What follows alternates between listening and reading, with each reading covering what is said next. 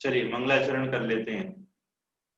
अरिहंत सिद्ध सूर्य उपाध्याय साधु सर्व, अर्थी के प्रकाशी मांगे लिखे उपकारी हैं।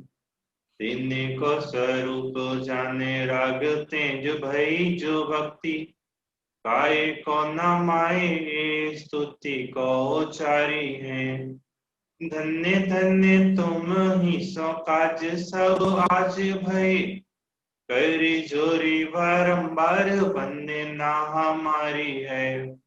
मंगल कल्याण सुख ऐसो हम चाहत हैं, ओ मेरी ऐसी दशा जैसी तुम धारी है। ओ मेरी ऐसी दशा जैसी तुम धारी है। कल मैंने आपसे कहा था कि 24 तीर्थंकरों से अधिक और कम तीर्थंकर भी क्या होते हैं। सामान्य रूप से तो हम यही जानते हैं कि तीर्थंकर कितने होते हैं, कि 24 होते हैं। और फिर पढ़ते हैं विद्यमान श्री 20 तीर्थंकर सिद्ध प्रभु जी के गुण गाऊं। कल एक अंतर हमने पढ़ा कि अजितनाथ भगवान के काल में कितने तीर्थंकर हुए थे, 170 तीर्थंकर। समझना सब लोग ध्यान से, जिस समय इस भारत क्षेत्र में दूसरे अजितनाथ तीर्थंकर विचरण कर रहे थे, उसी समय इस पूरे मध्य लोक में 170 तीर्थंकर थे।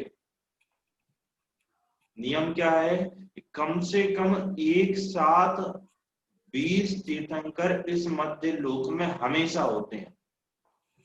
लिखो अपनी पृथ्वी पर, कम से कम एक साथ कितने तीर्थंकर हो सकते हैं, होते हैं 20 तीर्थंकर हमेशा रहते हैं।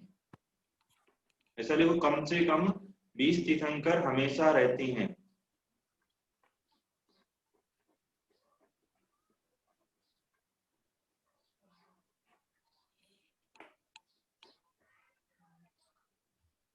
दूसरा पॉइंट लिखो, अधिक से अधिक 170 तीर्थंकर हो सकते हैं। अधिक से अधिक 170 तीर्थंकर हो सकते हैं।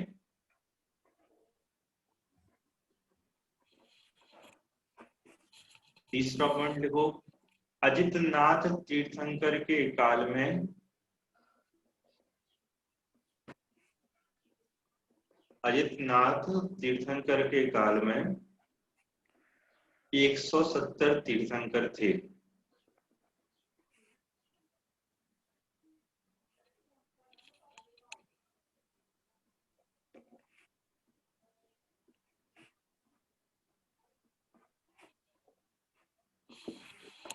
चलिए 3 पॉइंट लिख लिए। कम से कम कितने तीर्थंकर होते हैं कि 20, अधिक से अधिक कितने हो सकते हैं 170। और कब थे कि अजितनाथ तीर्थंकर के काल में 170 तीर्थंकर थे। अब बहुत अच्छे से एक बात समझना आप लोग ध्यान लगा के, ये जो हम कहते हैं ना कि 24 तीर्थंकर होते हैं, 24 से अधिक नहीं होते, 24 से कम नहीं होते। एक कहानी आती है अपने यहाँ रेवती रानी की। सम्यक दर्शन के जो अष्ट अंग हैं उसमें एक अंग है अमूढ़ दृष्टि अंग। कौन सा अंग है, अमूढ़ दृष्टि।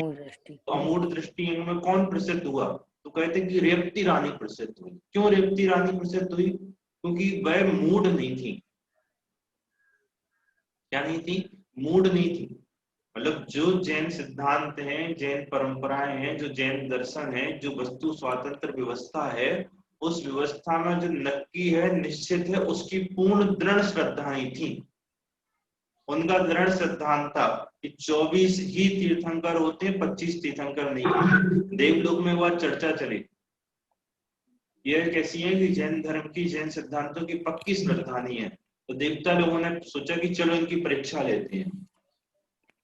क्या लेते हैं, इनकी परीक्षा लेते हैं। परीक्षा लेने के लिए आए तो जिस नगर में ये रहती थी वहां पर उस देवता ने ब्रह्मा का रूप बनाया और हल्ला कराया कि ब्रह्मा जी प्रकट हुए।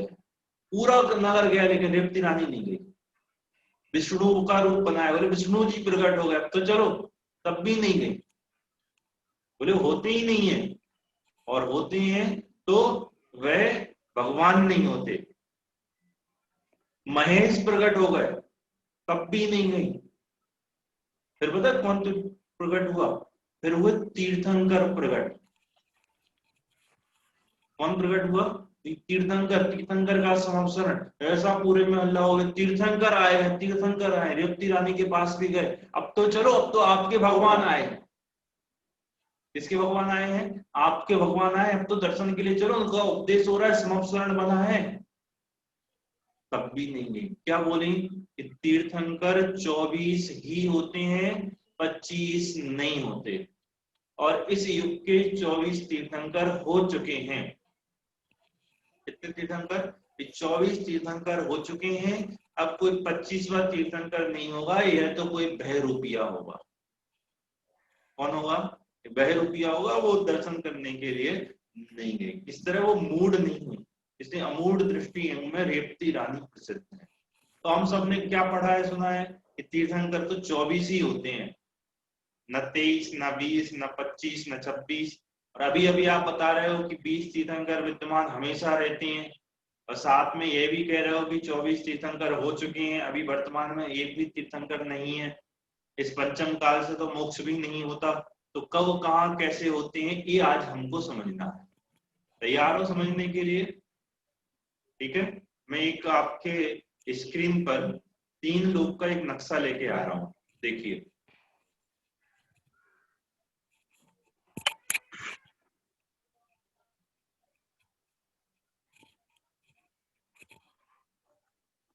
दिख रहा है सभी को ये 3 लोग का नक्शा? हाँ जी या ना जी? हाँ, देखो, ये 3 लोग है, ये दिख रहा है छोटा सा, समझ लो बहुत बड़ा है 3 लोग। कहाँ है सजल? ये बाकी तो बच्चे थोड़ा थोड़ा जानते हैं, तुम थोड़ा ध्यान से देखना का नक्शा। हाँ, ये बिल्कुल शक्तिमान जैसा है। ये शक्तिमान खड़ा हो कमर पे हाथ रख के, और उसकी समझ लो गर्दन नहीं, ऐसी खड़ा होता था शक्तिमान, दोनों पैर को पसार ले, कमर ले, और समझ लो सिर नहीं है। तो ऐसा ये 3 लोग का नक्शा है। ठीक है, ये 3 लोग के नक्शे की जो ऊंचाई है, वो कितनी, लंबाई कितनी है इसकी ऊंचाई?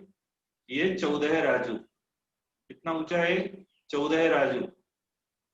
इसकी लंबाई है ये 7 राजू। ये जो मैं एक सेकंड में वो लेता हूँ समझाने के लिए क्या होता है।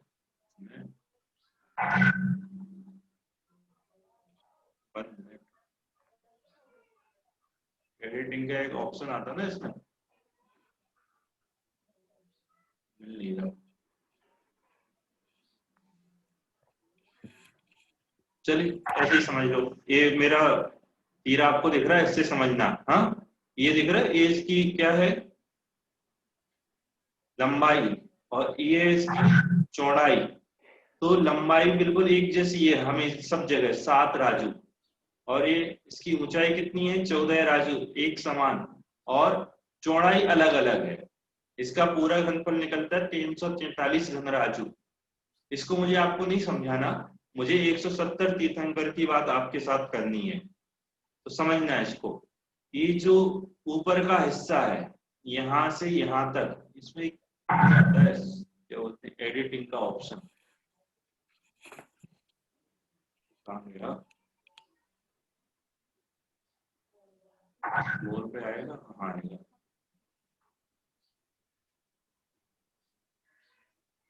चलिए, तो ये ऊपर जो है ना, ऊपर का हिस्सा ये है ऊर्ध्वलोक, और नीचे का हिस्सा क्या है कि अधोलोक। और बीच में जो आपको ये लाल लाल लाइन दिख रही है, लाल और पीली लाइन, ये जो पीली लाइन दिख रही है उसके ऊपर क्या है कि ये मध्य लोक है। बीच में क्या है कि मध्य लोक है। इस मध्य लोक में असंख्यात द्वीप और असंख्यात समुद्र हैं। कितने द्वीप हैं? असंख्यात द्वीप और असंख्यात समुद्र। और वह असंख्यात द्वीप और असंख्यात समुद्र बच्चों कैसे हैं? चूड़ी के आकार के हैं। कैसे हैं? बिल्कुल गोल गोल चूड़ी के आकार के। और एक द्वीप को घेरे हुए एक समुद्र, फिर उस समुद्र को घेरे हुए एक द्वीप, फिर उसको घेरे हुए एक द्वीप, फिर उसको घेरे हुए एक समुद्र। और ऐसे नहीं, डबल डबल डबल डबल, पहले द्वीप को घेरे हुए समुद्र उससे डबल, दूसरे पहले समुद्र को घेरे हुए दूसरा द्वीप उससे डबल, दूसरे द्वीप को घेरे हुए दूसरा समुद्र उससे डबल, दूसरे समुद्र को घेरे उससे डबल, ऐसे double double double double double होते हुए असंख्यात द्वीप और असंख्यात समुद्र इस मध्य लोक में चूड़े के आकार के, यहाँ समझना बीच में, ठीक है। इसमें 2.5 द्वीप के बाहर एक द्वीप, उसको घेरे हुए समुद्र, एक द्वीप एक समुद्र, उसको घेरे हुए एक द्वीप, उसको घेरे हुए एक समुद्र, तो 2 द्वीप और 2 समुद्र। तीसरा द्वीप और तीसरे द्वीप का आधा भाग, उसके बाहर मनुष्यों का जाना नहीं होता। किसका जाना नहीं होता? मनुष्यों का जाना उस 2.5 द्वीप के बाहर नहीं होता। अब देखो 2.5 द्वीप का नक्शा देखना,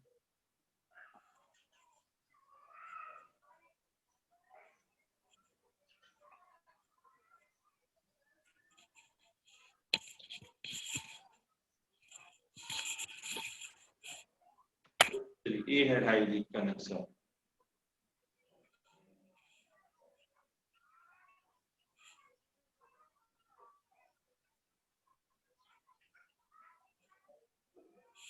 मध्य लोक का नक्शा है, ये नक्शा दिख रहा है सभी को? हाँ या ना? हाँ दिख रहा है, दिख रहा है, दिख रहा है। ये जम्बू द्वीप का नक्शा है बच्चों, पहले द्वीप का नक्शा पूरा। ये पहला जो गोल गोल पूरा है ना, ये है जम्बू द्वीप। बाहर इसको घेरे हुए एक समुद्र, उसको घेरे हुए एक द्वीप, उसको घेरे हुए एक समुद्र, ऐसा पहला द्वीप है, उसका नाम है जम्बू द्वीप। जम्बू द्वीप में कितने क्षेत्र हैं? ये 7 क्षेत्र। उसमें सबसे नीचे जो क्षेत्र है वो है भरत क्षेत्र, सबसे ऊपर है ऐरावत क्षेत्र और बीच में है विदेह क्षेत्र। बाकी के जितने क्षेत्र हैं उधर क्या है? उधर भोग भूमियां, वहां पर क्या है? ये भोग भूमि। तो भोग भूमि में तीर्थंकर नहीं होते, तीर्थंकर सिर्फ और सिर्फ कर्म भूमि में होते हैं। कहाँ होते हैं?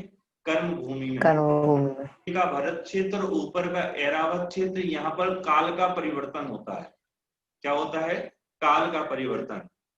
तो छठवां काल, पांचवा, चौथा, तीसरा, दूसरा, पहला, फिर पहला, दूसरा, तीसरा, चौथा, पांचवा, छठवा, छठवा, पांचवा, इस तरह निरंतर परिवर्तन इस नीचे के भरत क्षेत्र में और ऊपर के ऐरावत क्षेत्र में होता है।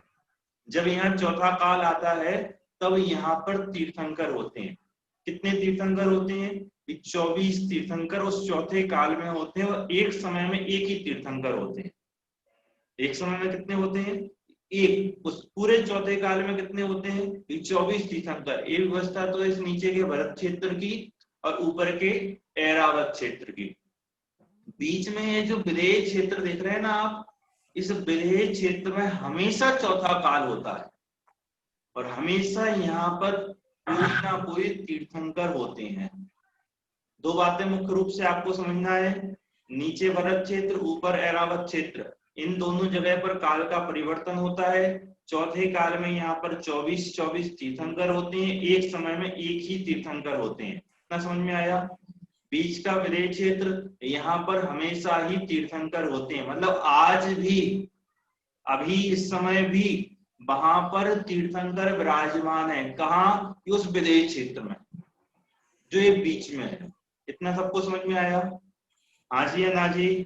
आया। हाँ। उसमें आपने क्या देखा? जम्बू एक विदेह है, एक भरत है और एक ऐरावत है जहां पर तीर्थंकर होने का विधान है। एक बात। दूसरा उसके आगे समझना, इसको घेरे हुए समुद्र और उसको घेरे हुए एक और द्वीप जिसका नाम है घातकी खंड द्वीप। क्या नाम है उसका? घातकी खंड। घातकी खंड द्वीप में बिल्कुल सेम ऐसा ही 7 क्षेत्र हैं। विदेह क्षेत्र भी है, भरत क्षेत्र भी है और ऐरावत क्षेत्र भी है। कहां पर? उस घातकी खंड द्वीप में। तो समझ लो इसके बाहर ऐसा एक द्वीप बना हुआ है, उसमें एक इस साइड, जैसे समझ लो ये है हमारा जम्बू द्वीप, इसको घेरे हुए एक समुद्र, उसको घेरे हुए घातकी खंड द्वीप, ये पूरा घातकी खंड द्वीप है, बीच में समझ लो जम्बू द्वीप। तो घातकी खंड द्वीप में बीच में आप एक लाइन खींचो, इस साइड और इस साइड भी 6 क्षेत्र हैं और इस साइड भी 6 क्षेत्र हैं। तो घातकी खंड द्वीप में इस साइड एक विदेह, एक भरत और एक ऐरावत, उस साइड भी एक भरत, एक ऐरावत और एक विदेह। तो घाती खंड और जम्बू द्वीप के मिला के कितने विदेह हो गए? ये 3 विदेह, 3 भरत और 3 ऐरावत हो गए। आगे चलो, उसको घेरे हुए कालो नदी। रुको मैं पेन कॉपी लेके आता हूँ, 1 सेकंड रुकना आप।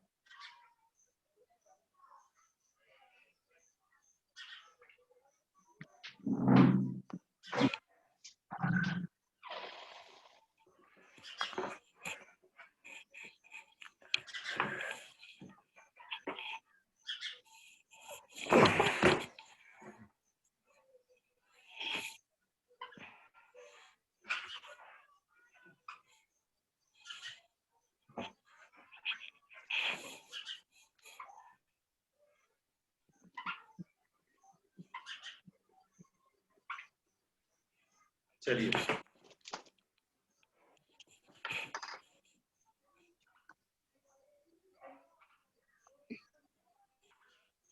देखो एक समझ लो ये जम्बू द्वीप है। थोड़ा अच्छा नहीं बना, लेकिन समझ लो कि ये जम्बू द्वीप है। ठीक है, आया सबको समझ में?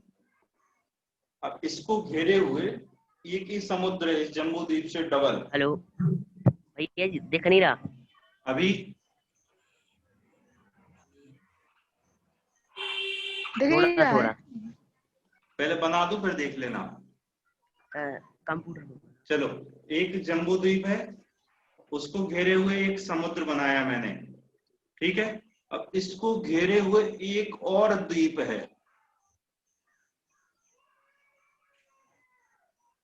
क्या है? इसको घेरे हुए एक और द्वीप है। ठीक, अब समझना, इस द्वीप में इसका नाम है घातकी खंड द्वीप। घातकी खंड द्वीप में यहाँ बीच में एक लाइन समझ लो की है। तो यहाँ क्या है? बीच में यहाँ एक विदेह क्षेत्र, नीचे एक भरत क्षेत्र और ऊपर एक भरत क्षेत्र, ऐरावत क्षेत्र। एक ऐरावत, बीच में एक और नीचे एक भरत। तो कितने हो गए?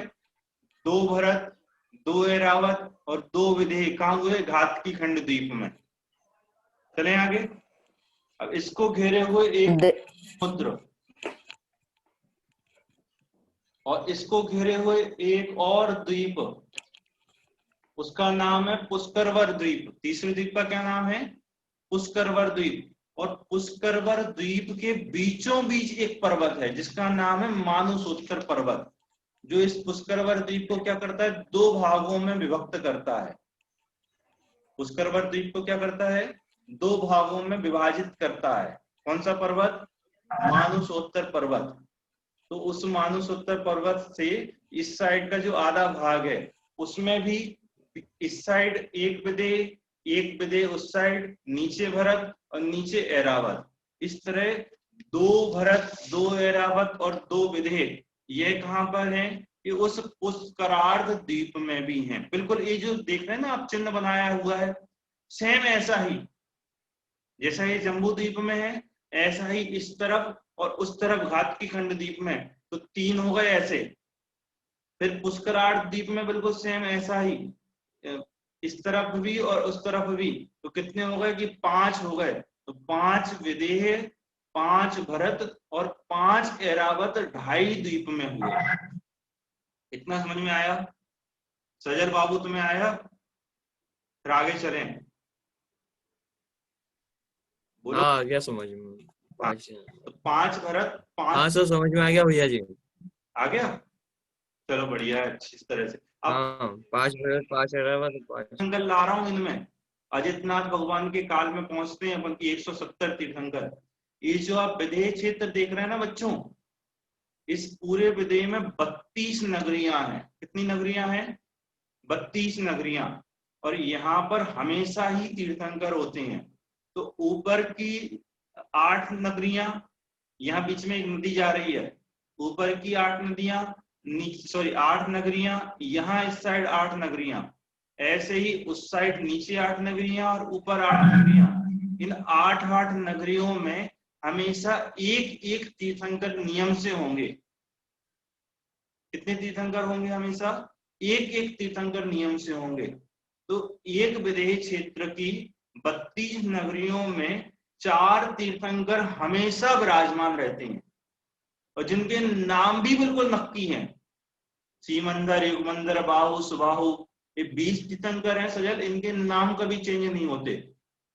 एक सीमंदर भगवान मोक्ष गए, जो दूसरे तीर्थंकर बनेंगे उनका नाम भी सीमंदर होगा। एक युगमंदर मोक्ष गए, जो दूसरे युगमत तीर्थंकर बनेंगे उनका नाम भी युगमंदर होगा। तो एक विदेह में कितने तीर्थंकर एक समय में कम से कम कितने होंगे? 8-8 नगरियों में 4 तीर्थंकर, एक 8 में 4 ऊपर वाले में, नीचे 4, उसी तरह उस साइड 8 में 1, नीचे 8 में 1, तो 4 हुए। फिर अब चलो अगले द्वीप में, घाटकी खंड द्वीप में, उसमें भी 2 विदेह थे, एक इस साइड था एक उस साइड था, तो उनमें भी कितने कितने तीर्थंकर होंगे? 4-4। कितने हुए? 4 जम्बू द्वीप के, 8 किसके हुए? घाटकी खंड द्वीप के। कितने हो गए? बोलो। 12 तीर्थंकर हो गए। फिर पुष्कर जम्बूद्वीप में 2 विदेह नहीं है? हाँ, 2 विदेह नहीं है जम्बूद्वीप में?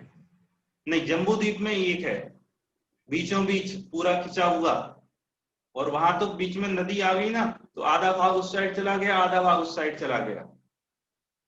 ठीक है, 12 हो गए। चूड़ी का आकर बता ना, चूड़ी, तो यहाँ बीच में भरा हुआ है। इस साइड नगरी, इस साइड क्षेत्र है और इस साइड क्षेत्र है, यहाँ क्षेत्र नहीं। ठीक है, तो 2 विदेह वहां पे हुए। घाटकी खंड द्वीप में 2 विदेहों में कितने कितने तीर्थंकर? 4-4 तीर्थंकर। तो कितने हो गए पूरे मिला के? 4 जम्बू द्वीप के, 8 घाटकी खंड द्वीप के, 12। आगे चलो, पुष्करार्ध द्वीप में वहां भी 2 विदेह थे, तो 4-4 तीर्थंकर वहां भी हुए। तो कितने हो गए पूरे मिला के? 16 और 8, 20। तो इस तरह विद्यमान 20 तीर्थंकर हम बोलते हैं, तो वो आज इस समय हर समय इस मध्य लोक में रहते हैं। जहां हम रहते वहां नहीं होते, लेकिन अन्य क्षेत्र में, विदेश क्षेत्र में यह तीर्थंकर होते हैं। तो 5 विदेश क्षेत्र संबंधी 20 तीर्थंकर होते हैं। कितने विदेश क्षेत्र संबंधी? 5 विदेश क्षेत्र संबंधी 20 तीर्थंकर हमेशा ही विराजमान रहते हैं। आगे चलें, 20 तो समझ में आए। भरत और ऐरावत क्षेत्र में तो कब तीर्थंकर होंगे? कि जब यहाँ पर चौथा काल होगा, वहां हमेशा चौथा काल होता है, तो 20 तीर्थंकर हमेशा रहते हैं। अब 170 तीर्थंकर कब, कहाँ, किस समय होते हैं, इसको समझना।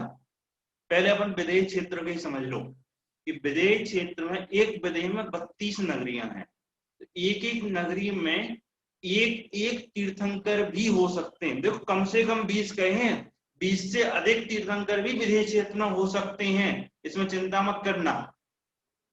अधिक से अधिक एक विदेह में 32 नगरियां, और सब नगरियों में अलग अलग नगरियां। ये आपके हमारे नगरियां जैसी नहीं है, ये पूरा का पूरा एक क्षेत्र है। समझ में आ रहा है? नगरी नाम है, नगरी मतलब ये मत समझना कि आपके गांव जैसी नगरी हो, ये दिल्ली जैसी कोई नगरी हो। बहुत बड़ा है क्षेत्र, भारत देश से भी बड़ा समझ लो इसको। जब आप विशेष इनको भूगोल को पढ़ोगे, जैन भूगोल को, तब आपको ख्याल में उसको आएगा। ठीक है, तो 32 नगरियों में अलग अलग तीर्थंकर होते हैं। तो 32 एक जम्बू द्वीप में, ऐसे 32 नगरियां कहाँ है? 2 32 नगरियां कहाँ हुई? घाटकी खंड द्वीप में। और ऐसे 2 32 नगरियां कहाँ हुई? पुष्करार्ध द्वीप में। तो 32 गुणित 5 करो, कितने निकले? 160। कितने हो गए? 160। तो 5 विदेह की 32 नगरियों में एक साथ 160 तीर्थंकर हो सकते हैं। कितने तीर्थंकर हो सकते हैं? 160 तीर्थंकर। अब 170 बताने, 170 कहाँ लाओगे? तो 5 भरत हैं और 5 ऐरावत हैं। एक समय में भरत क्षेत्र में, एक भरत में एक ही तीर्थंकर होंगे। तो ये जम्बू द्वीप का भरत है, तो समझ लो जिस समय यहाँ अजितनाथ तीर्थंकर थे, उसी समय जम्बू द्वीप के ऐरावत क्षेत्र में भी एक तीर्थंकर थे। और जो पुष्करार्ध द्वीप के दो भरत हैं, और घाटकी खंड द्वीप के 2 भरत हैं, तो एक एक तीर्थंकर वहां भी थे। तो 5 भरत क्षेत्र संबंधी 5 तीर्थंकर और 5 ऐरावत क्षेत्र संबंधी 5 तीर्थंकर, तो 160 प्लस 10 इक्वल टू 170 तीर्थंकर इस भरत भूमि पर, सॉरी, इस मध्य लोक पर 2.5 द्वीप में भगवान अजितनाथ के काल में विचरण कर रहे थे। समझ में थोड़ा थोड़ा आया होगा। आप एक काम करो, नोट डाउन करोगे तो आपको समझ में पूरा आएगा। लिखो अपनी कॉपी पर।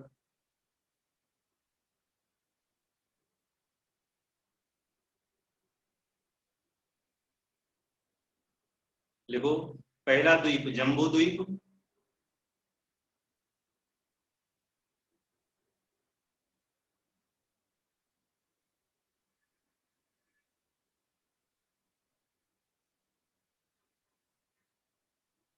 सामने लिखो, एक विदेह, एक भरत, एक ऐरावत क्षेत्र।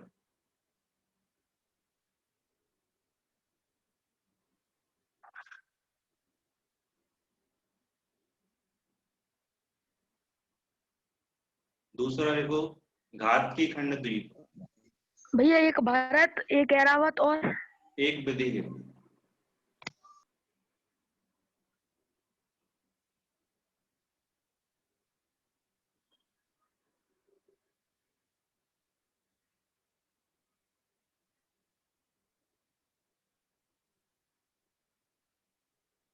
आगे लिखो, घात की खंड द्वीप। तो घात की खंड द्वीप में 2 भरत, 2 ऐरावत, 2 विदेह।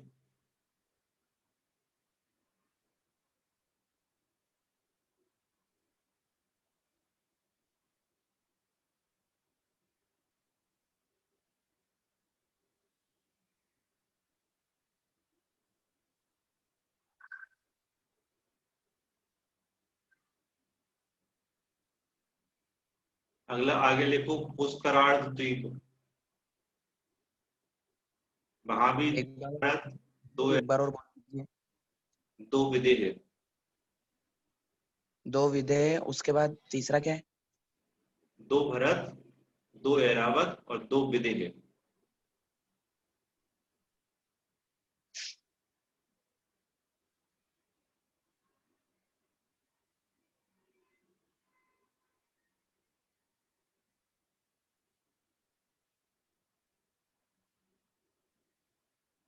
लिख लिया?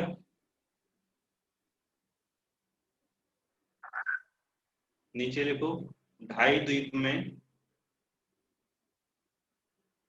कुल मिलाकर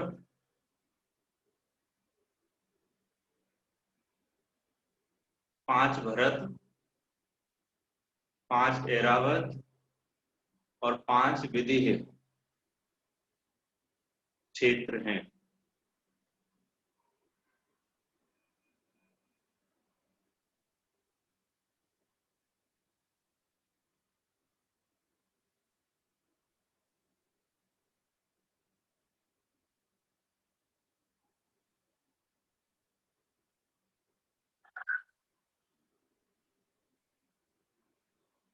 चले आगे।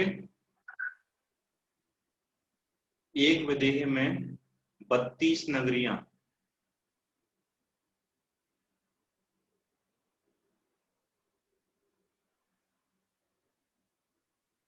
एक विदेह में 32 नगरियां।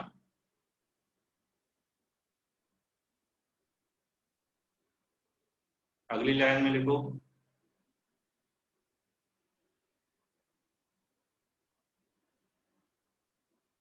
उन 32 नगरियों में कम से कम 4 तीर्थंकर होते हैं।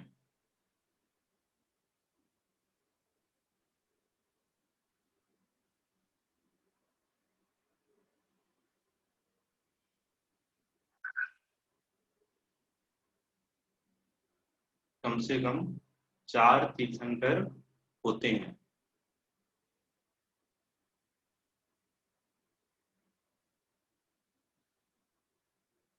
और आगे लिखो, 5 विदेह संबंधी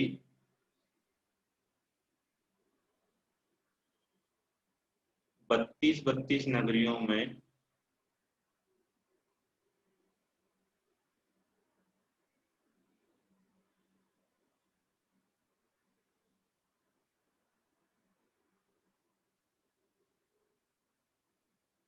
4 तीर्थंकर,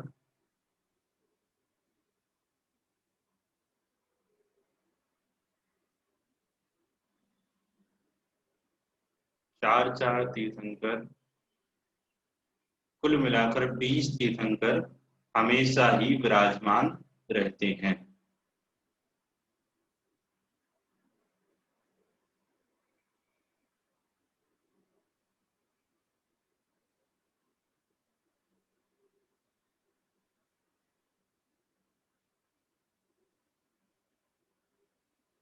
लिख पा रहे हो सभी लोग?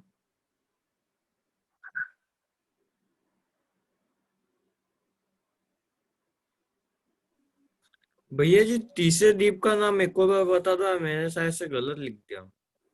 पुष्करार्ध द्वीप।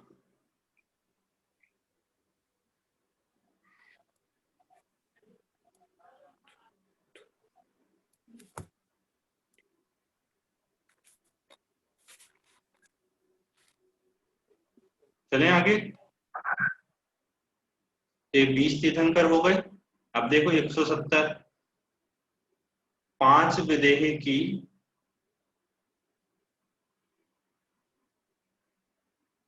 सॉरी 1 विदेह की 32 नगरियों में भी एक एक तीर्थंकर हो सकते हैं।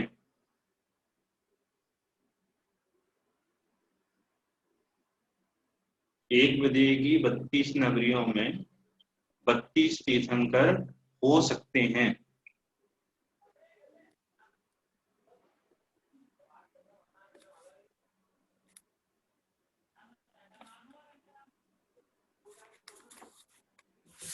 तो 5 विदेह की कुल मिलाकर 160 नगरियों में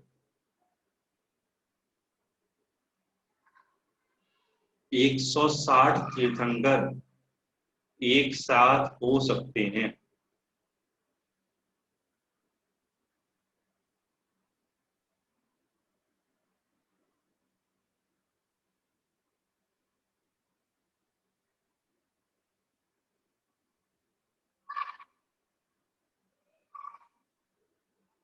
आगे लिखो। भरत और ऐरावत क्षेत्र में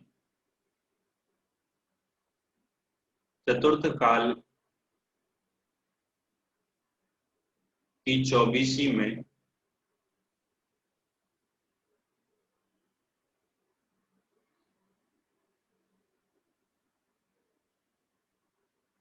एक समय में एक तीर्थंकर होते हैं। भरत और ऐरावत क्षेत्र में चतुर्थ काल की 24वीं में एक समय में एक तीर्थंकर होते हैं।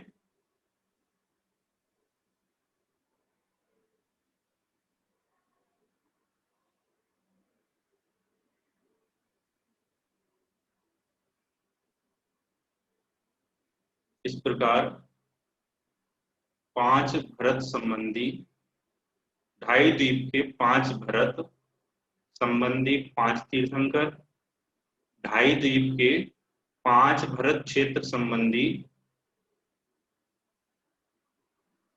5 तीर्थंकर,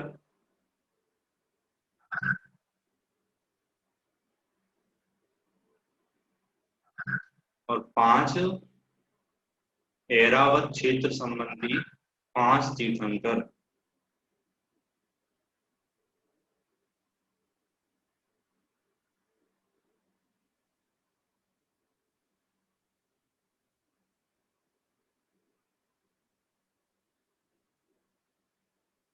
इस प्रकार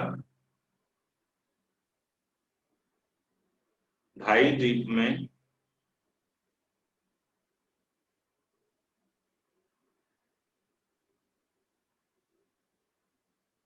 विदेश क्षेत्र के 160, भरत क्षेत्र के 5 और ऐरावत क्षेत्र के 5, कुल मिलाकर 170 तीर्थंकर विदेश क्षेत्र के 160, भरत क्षेत्र के 5, ऐरावत क्षेत्र के 5, कुल मिलाकर 170 तीर्थंकर अधिक से अधिक हो सकते हैं।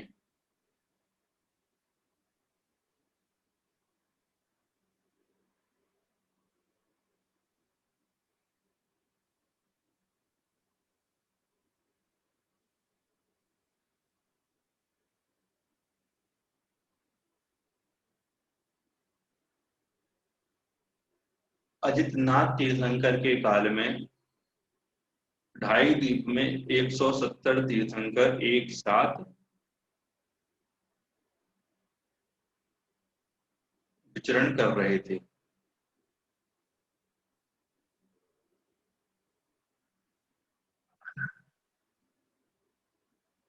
एक 170 तीर्थंकर विचरण कर रहे थे। चलिए बोलो, अभी कुछ बोल रहे हो, हाथ खड़ा किया तुमने। भाई साहब ये एक बार बता दीजिए, 2 भरत और इसमें घातकी में 2 भरत 2 ऐरावत और 2 विदेह, और पुष्कर में 2 भरत 2 भरत ऐरावत, ये समझ में नहीं आया कैसे। नहीं लिख, पुष्कर वर द्वीप है पूरा तीसरा द्वीप, और उसको बीच में कौन सा एक पर्वत है, मानुसोत्तर पर्वत, जो उसको क्या करता है 2 भागों में विभाजित करता है, तो वो क्या कहता है पुष्करार्ध। तो एक जम्बू द्वीप, एक घातकी खंड द्वीप और पुष्करवर द्वीप का आधा हिस्सा, तो कितने द्वीप हुए, ये 2.5 द्वीप। इन 2.5 द्वीप के बाहर मनुष्य नहीं जाते, और इस 2.5 द्वीप से ही मोक्ष होता है। समझ में आ रहा है?